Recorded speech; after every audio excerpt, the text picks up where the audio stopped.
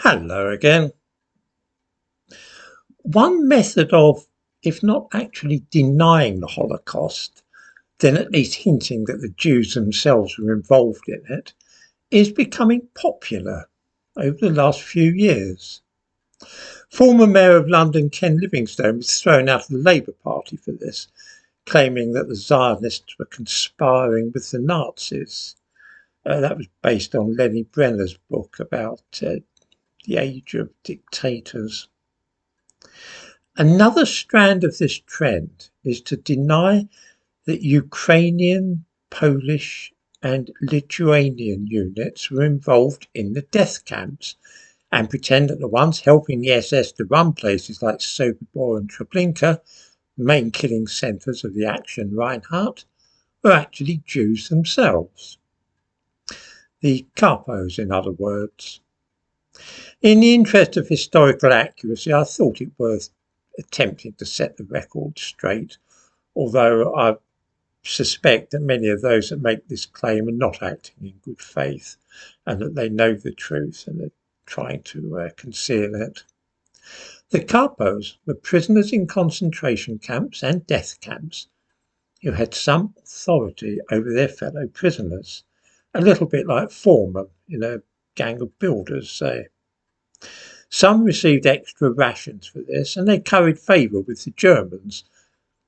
These people were not armed, nor did they wear German uniforms, and nor were they members of the SS, Wehrmacht, or auxiliary police units. The capos were prisoners. I hope that this is perfectly clear to people. The capos were actually prisoners in concentration camps and death camps, and that's all there was to it. They dressed the same as the other prisoners. Sometimes they were given an armband to signify their status. But that's it. The thumbnail to this video shows a group of Ukrainian guards at Sobibor. In the background may be seen the roof of the gas chamber. These men are not prisoners. They are guards who were trained at the Trawniki camp near Lublin in Poland.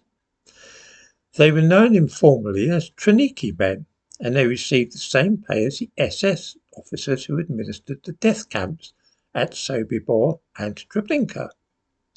These men are all Ukrainian, although there were some Lithuanians and other Balts trained to perform the same duties.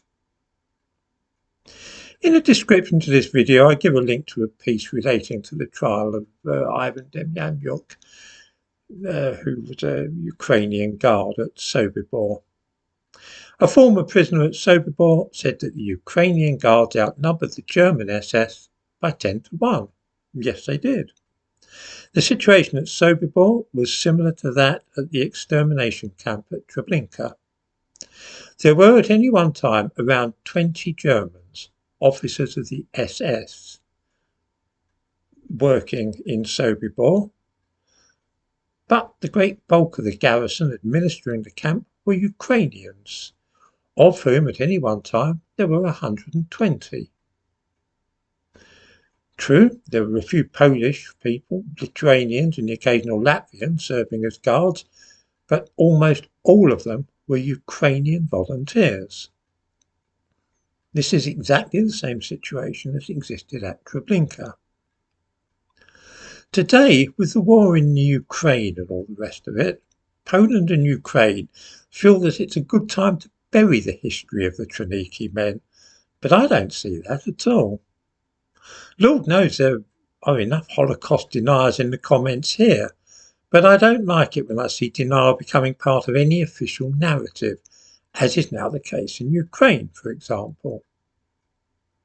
In Ukraine, the line now taken is that those Ukrainians who made up between 80 and 90% of the SS garrisons administering the Action Reinhardt killing centres didn't exist. They're being airbrushed from history. Instead, the line is being taken that these people were capos, in other words, prisoners themselves. This is a lie. Anybody can easily read up on the history of Treblinka and Sobibor, and it's not difficult either to find out about the Watchmen, the Trawniki men. In short, the two extermination camps at Sobibor and Treblinka were guarded and patrolled, and the gas chambers were operated by units which were overwhelmingly Ukrainian, with a few Lithuanians as well. They were military units of armed men who were paid at the same rate as the German SS units, and they had nothing whatsoever to do with the capos. Anybody who suggests this is trying to conceal the history of the Holocaust for whatever reason. This form of distortion of the history of the Holocaust is very popular among progressive and left-wing people, by the way, which is why it appealed to Ken Livingstone. Finally, I will remark that it has been said quite justly that quite a few people in the comments here are Holocaust deniers. Short of imposing censorship here and blocking people, there is little to be done about that. I shall count down the minutes now until somebody posts a comment here about wooden doors. If anybody does so, then I will give in the description to the video a link to a video which I made on the subject of the wooden doors of gas chambers, explaining why those who use this as evidence to deny the Holocaust are not really thinking straight.